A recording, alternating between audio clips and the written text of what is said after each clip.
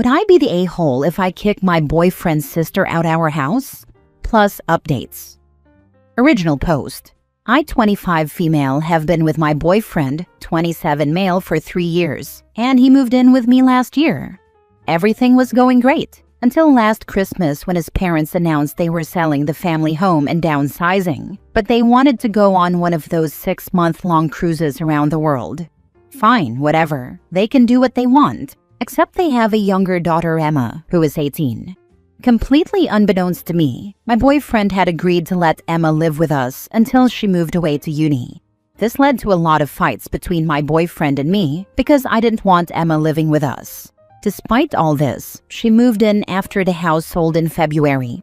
It has been hell. For starters, our house might have 3 bedrooms, but only one was used as a bedroom. One is my home office, and the other was a home gym for me and my boyfriend. Emma turned the gym into her room, and now a lot of our equipment is in storage. I hate having Emma here. She's a total brat and doesn't contribute anything to the house. Here is just a small list of the nonsense I have to deal with. The second Emma turned 18, she was out with friends, coming back drunk at 3 a.m. and waking up my dogs as she clattered into the house, normally with an equally drunk friend. For the first month of her living with us, she would steal my stuff constantly. Skincare, hair care, perfume, clothes, anything. I now have a lockable box for toiletries so she can't get to them. She has lost 6 different sets of house keys since moving in, and I've had to have the lock changed twice due to various issues. She refuses to do anything I ask her to do because she's busy. She doesn't have a job. How is she busy? She refuses to eat anything I cook and will demand we order takeaway instead. I have asked her repeatedly for meal ideas, and even if I make that exact meal, she refuses to eat it because it doesn't taste right. The breaking point came last weekend when my boyfriend, the dogs, and I went away for the weekend. I was reluctant to leave Emma in the house by herself, but my boyfriend said it would be a great way for Emma to gain some independence before going to uni. Big freaking mistake. We came back on Sunday evening to a trashed house and a hungover Emma asleep in her room. I had to get a professional cleaner in on Monday to tackle the worst of the mess after I spent half the night cleaning. I'm done. I want her out of the house. I thought I could deal with this until she moved away in September, but I can't. Especially now that she's talking about putting her place on hold for a year so she can go traveling and use our house as a base. No, I want her gone and out ASAP. True, she has nowhere to go, as her parents aren't back from their cruise until the end of August. But I don't care. I want her gone. I've talked to my boyfriend about this, and he won't budge because Emma is family and he can't kick her out. So, would I be the a-hole if I kick her out? Edit. Forgot to mention this in the post, or maybe it wasn't clear. It's my house. I own it outright with no mortgage, and my boyfriend is not on any official documents. The only thing in his name is our Sky TV payments. Everything else is in my name, as I lived here before he moved in. He does pay half towards bills, but he just sends the money to me each month. I'm going to try and talk to Emma and my boyfriend's parents. I've sent them a text message asking to call me ASAP. I'm also reaching out to Emma and my boyfriend's older sister to see if she will take Emma in for a while. I doubt she will, as they don't get along and she has a 2-year-old, but it's worth a shot. Now for the top comments before reading the updates. Not the a-hole, but I think you need to kick the boyfriend out with her. He doesn't respect you at all. This is the right way to proceed. Like Emma, your boyfriend is using you and your kindness. You can do better. Start the official eviction process on both of them. Neither of them are on the deed or paying the mortgage. Therefore, they are legally tenants. Treat them as such. They, and especially your boyfriend, deserve zero sympathy for the way they have treated you. Good luck. Mini update. I am such a goddamn idiot. Firstly, thanks to all the comments, I've realized that my boyfriend is not the person I want to be spending the rest of my life with. Secondly, I managed to have a video call with my boyfriend's parents and wow, just wow. First of all, they have been sending Emma £700 a month to cover her living with us, and I haven't seen a penny of it. Their mom mentioned that I could take the cleaner fee out of Emma's money, and I asked what money she meant, Because Emma doesn't have a job. She laughed and said, the 700 pounds we send Emma each month to cover all her expenses while she lives with you. They've been sending Emma money, and she was supposed to be giving it to us to cover everything. Either Emma has been keeping it, or she's given it to my boyfriend, and he hasn't said a word. Surprisingly, her parents were furious that I haven't seen any of this money, and they are sending me a bank transfer of 4,200 pounds to cover the money Emma should have been giving us since February. They're sending it to my personal account, and I can do with it as I see fit. I was brutally honest on the call and said that I can't have Emma staying with us any longer.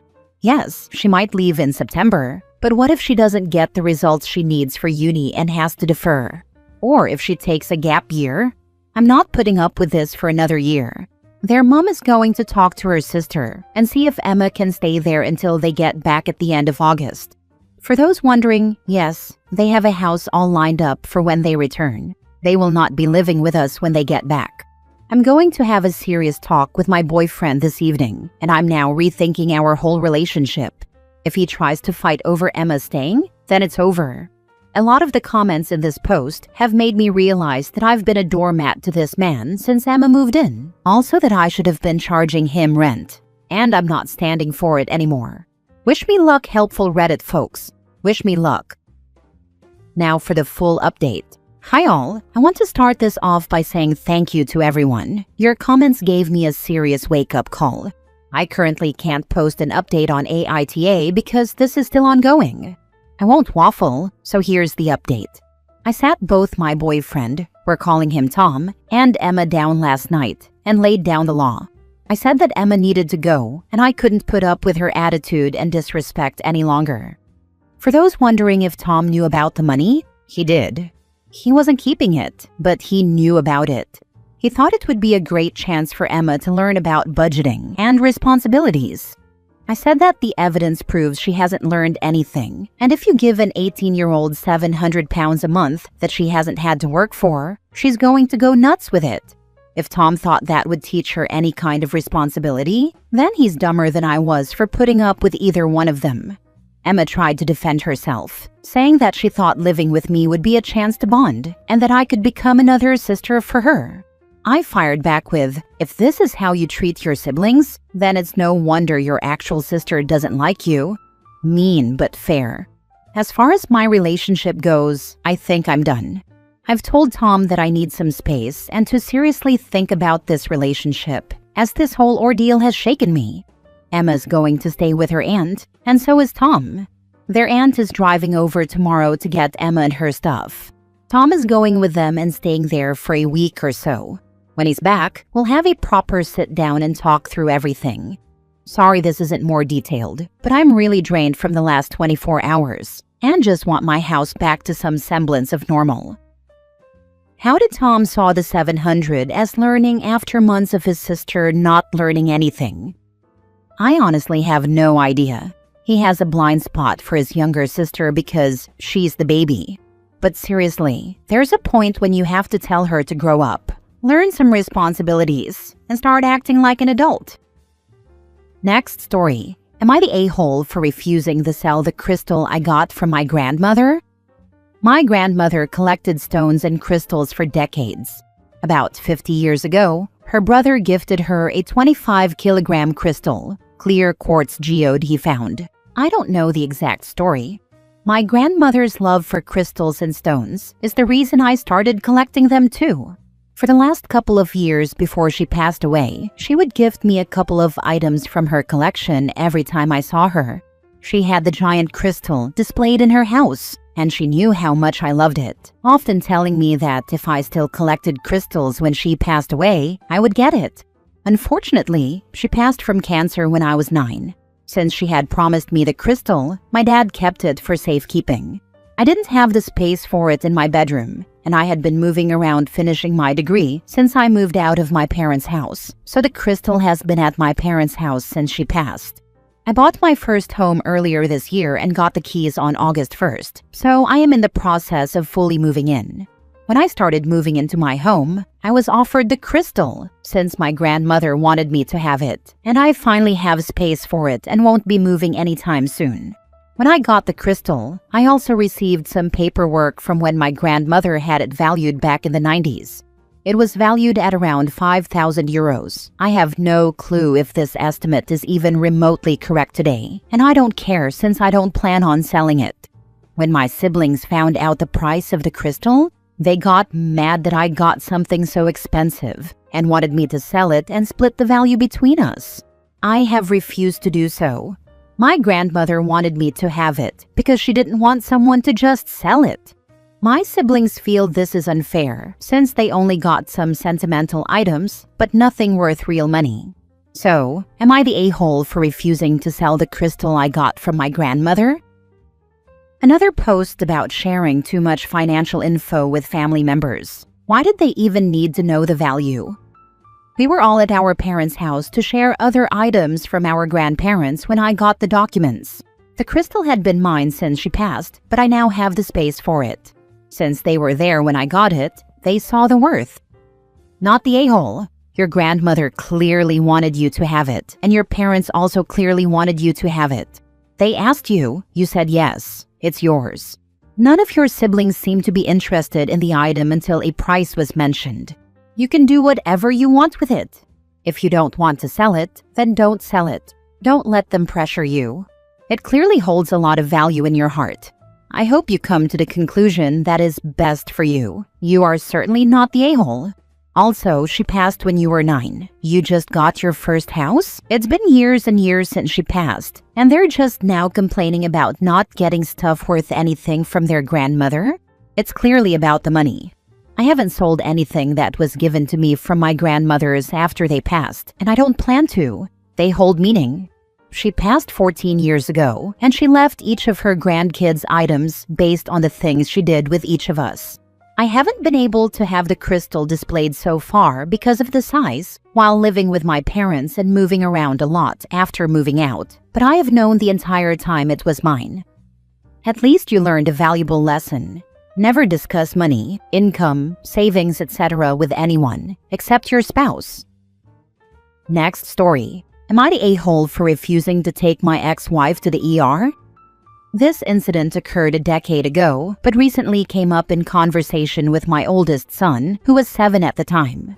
While I believed I was justified in the moment, over the years I have come to the conclusion that I am not proud of my actions that day. My son maintains that I did the right thing. 6 months prior to the incident, my wife and I had agreed to divorce after her extramarital activities came to light. We agreed on everything except who would keep the house. I told her that unless she took over the mortgage and utilities, I would not be leaving. 2 months prior, when it was evident that I was staying put, she made a play to remove me from the home and had me served with a 2-week TRO. Caught off guard, I rented a room with a co-worker in the neighborhood and hired a lawyer.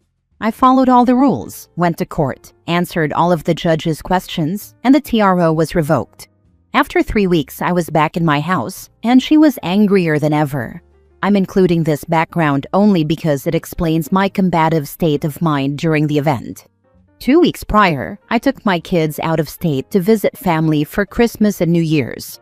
I asked Amy, my soon-to-be ex-wife, to shovel the walk and porch stairs while we were away.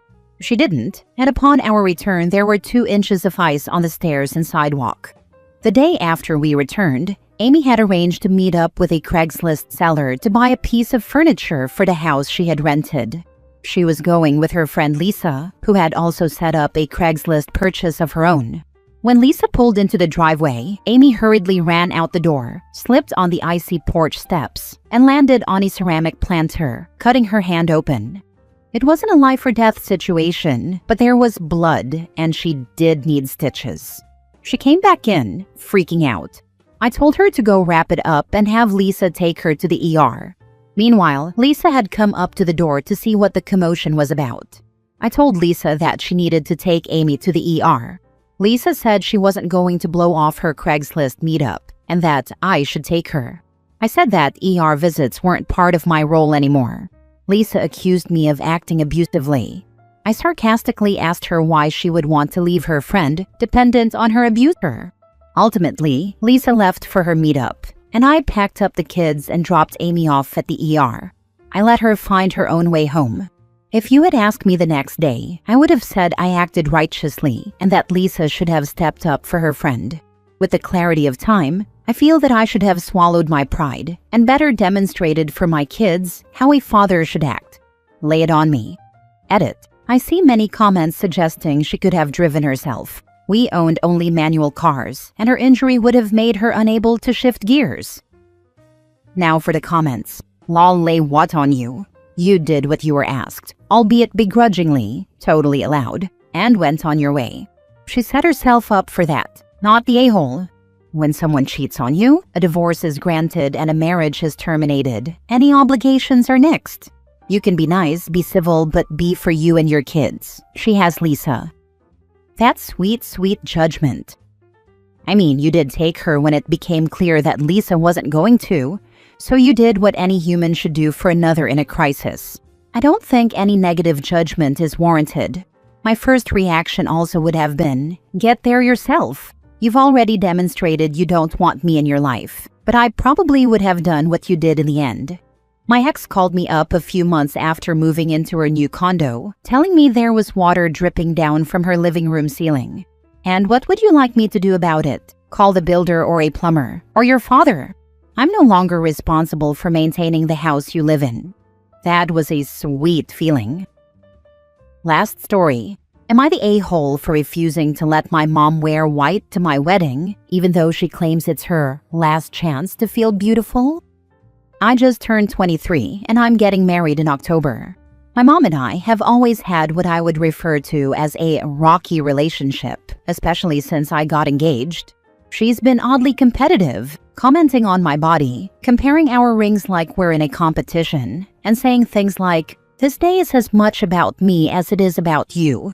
I honestly thought she was joking until she showed me the dress she bought, a white, floor-length gown that looks exactly like a bridal dress. I told her flat out that she cannot wear it because, in my opinion, it doesn't match the occasion. She got quiet, then burst into tears, saying it's her, and this was an opportunity to feel beautiful before getting old, and that I'm selfish for not letting her have this one thing. I felt really bad about this, so I also offered to go shopping with her to find something elegant and more appropriate. And all of a sudden, her entire demeanor changed. She told me I was controlling and ungrateful. What gave me peace was that my fiancé backed me up, as did my maid of honor. Now my mom is threatening not to come to the wedding, and my aunt says I should just let her have this, to avoid drama. I don't think I'm wrong for drawing a line here, but now part of me wonders, am I the a-hole? Now my mom is threatening not to come to the wedding. Your mother is extremely manipulative. Take her up on that offer, not the a-hole. This the best response. OP, stop engaging with her tantrums. Mom, you cannot wear white. You will not be allowed in if you show up in a white dress. Plus people will secretly mock you for it. Will miss you if you can't make it. Then disengage from the convo. Go low info with her on the rest of your wedding plans. Not the a-hole. Your mom is being ridiculous. Sorry she cannot see this. It hurts me because I took my time to explain to her that it shouldn't be on my wedding, but she's not even considering. Not the a-hole, and to be honest, you should bar her from attending your wedding. Where is her father in this mess? Don't let her drama become your problem. Besides, do you have any idea how pathetic she would look showing up like the desperate pick-me chick at her daughter's wedding? My dad is a story for another day. My mom is the only family I have, and it breaks my heart that she wouldn't be there because of something so trivial.